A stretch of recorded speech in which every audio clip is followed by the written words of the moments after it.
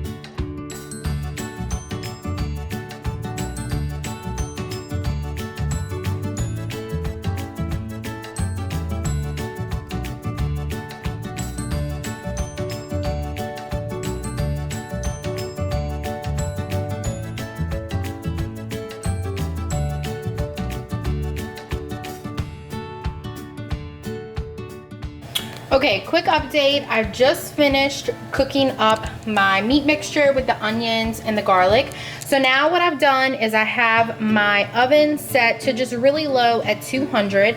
I have my meat here in just this oven safe. This is a Le Creuset like oval bakeware. I love these. They're oven proof and microwave proof and dishwasher proof. This is really nice. I just have my meat mixture in here. I'm gonna cover it in foil and pop it in the oven so it stays warm. The reason I took it out the skillet is because I have some bell peppers here. I have a little bit of red, orange, and yellow that I want to saute down in these drippings and get lots of color on them and flavor. I'm gonna season them with the same thing I'm kind of seasoning everything else with. Use up the rest of this taco seasoning mix, the cumin, and the chili powder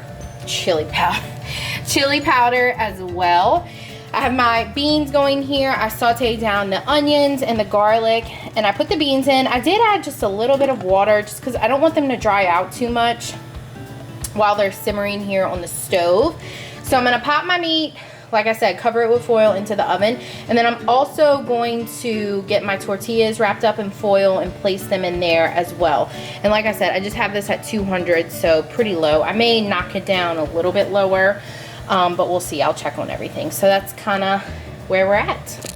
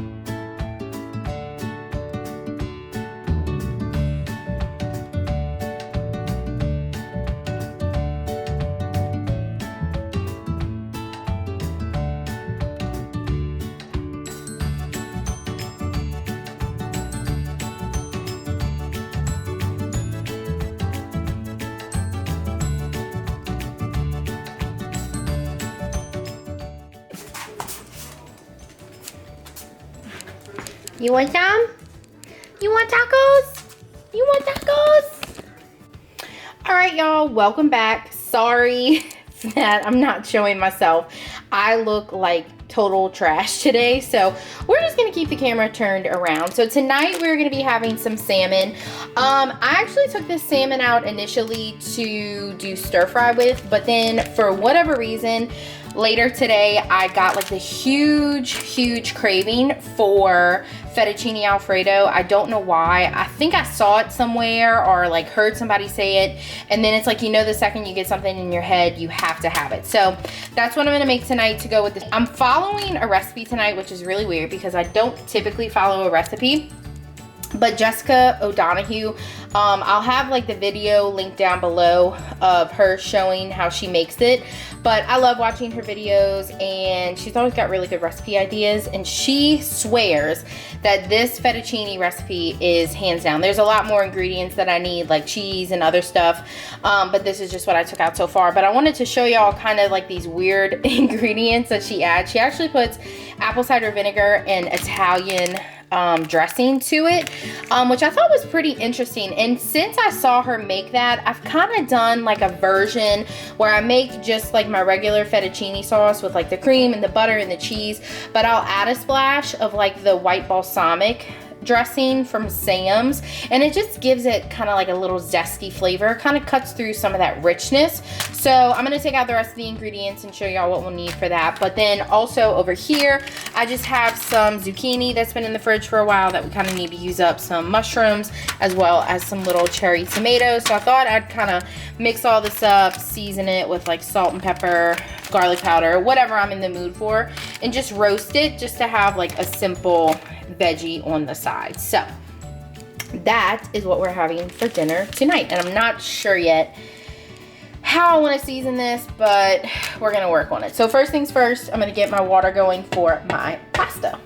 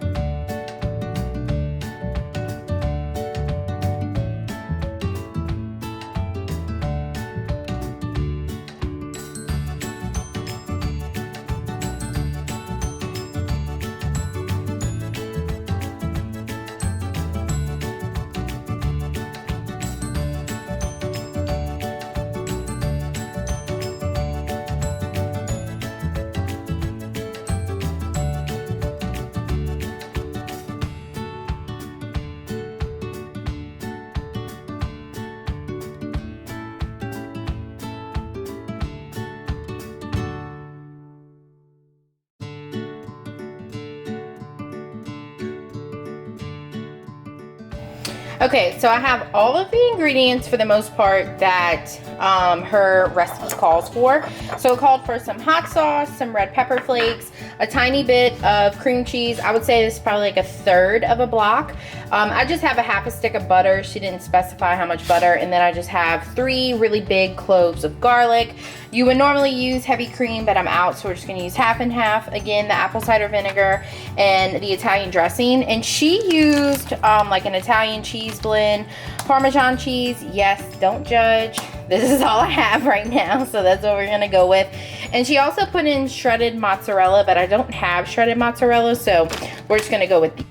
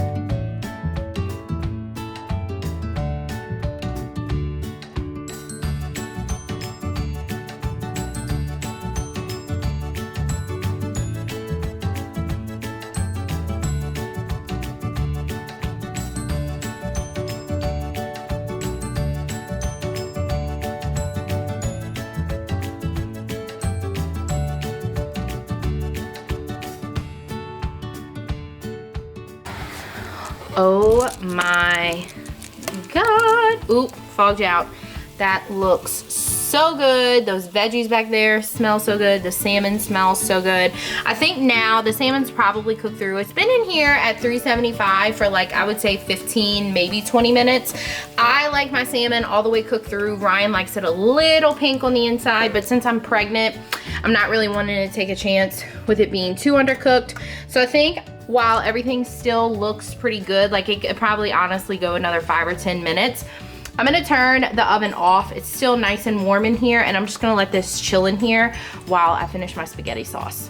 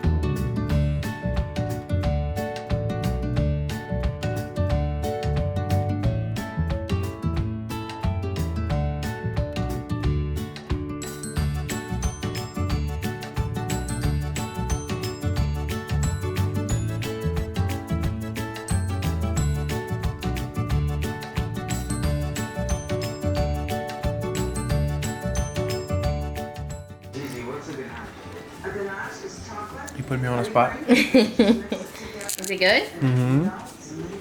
Very good. Rosie wants some. You want some? Boiled crawfish on Sunday, so I had about half a tray left of crawfish to peel with potatoes and sausage and the onions and garlic and all that stuff. And typically what we do is make like stew, or we'll do like Ryan's mom makes like this pasta where pretty much she takes everything left over minus the potatoes and makes like a cream sauce and tosses it with pasta. It's very good. But I really wasn't in the mood for like pasta tonight. I know, weird for me. And then I also really wasn't in the mood for like making stew. So I thought, why not make like a etouffee? I have never made etouffee before. I don't presume to know how to make it. This is probably not like considered traditional etouffee, but we're gonna just throw stuff in the pot until it tastes good. I mean, I don't see how it can't taste good. We're gonna have this with some rice. So I'm gonna flip the camera around and kind of show y'all what we're working with over here. I have here my bowl of all of my peeling things. So this is about a pound of crawfish tails. Like I said, I have some potatoes, there's some sausage stuck back in there, some mushrooms, and then I took out 2 halves of onion. So whenever we boil crawfish, we just cut an onion right in half. So it's pretty much a whole onion, and then like a good handful of a bunch of garlic cloves. Same thing, whenever we boil, we just cut the tops off of a whole head of garlic and just throw it in there. And it gets so soft, like you see this garlic, like I didn't even have to chop it. Like it pretty much just like mushes in your fingers. So I just chopped all that up.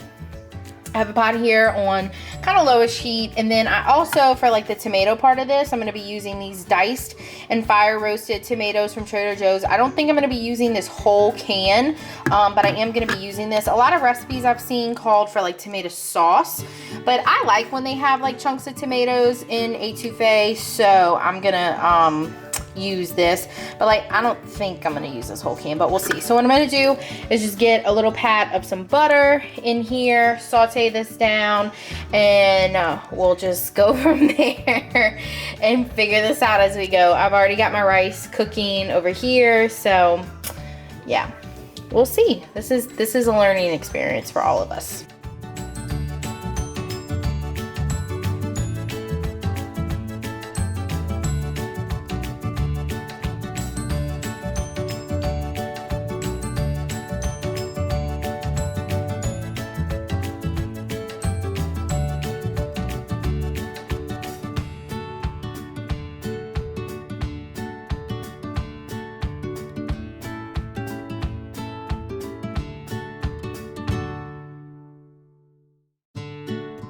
Y'all, so in here I just have my onions and garlic, and y'all saw me add in, I would say like 1/8 of a cup of flour, and I've been letting this cook down now for the last 5 minutes or so, just to kind of cook some of that flour flavor off. Now I have over here a cup of water, and then this can of tomatoes. Like I said, I'm only probably going to use about half of that can, but I'm going to go in first with my water just to kind of mix all of this in and start creating like our sauce. And I'm not adding any seasoning to this, just because the crawfish and the veggies and all the stuff that I'm adding in is plenty well seasoned from being boiled. So if you're using like already boiled seafood, I would really hold off on adding anything else until you have it all together and it's simmered for a while and all the flavors have gotten, you know, to kind of know each other a little bit, just because you really just don't want to overdo it. If you're using like frozen Louisiana crawfish tails, then I would just season it to taste with, you know, salt, pepper, slap your mama, Tony's if you like Tony's, or you can even add in a couple capfuls or maybe just like 1 capful of like liquid crab oil, just to give it that kind of boil flavor. So you can see this all mixed up really nicely, and it's a nice smooth mixture. So now we're gonna go ahead and add in our tomatoes, and I'm gonna do, like I said, like half a can, because I don't want this too tomatoey at all. I want it kind of a nice light pink sauce. And this is pretty thick for the little bit of flour I felt like I added. So we're gonna add in just a little bit more water, and I might add in a little bit more tomato. What the hell? And these are fire roasted, so it's gonna help give it even more flavor. So yeah, I think a little bit more water just to kind of thin it out. You don't want it too thick. And then we can add in our crawfish.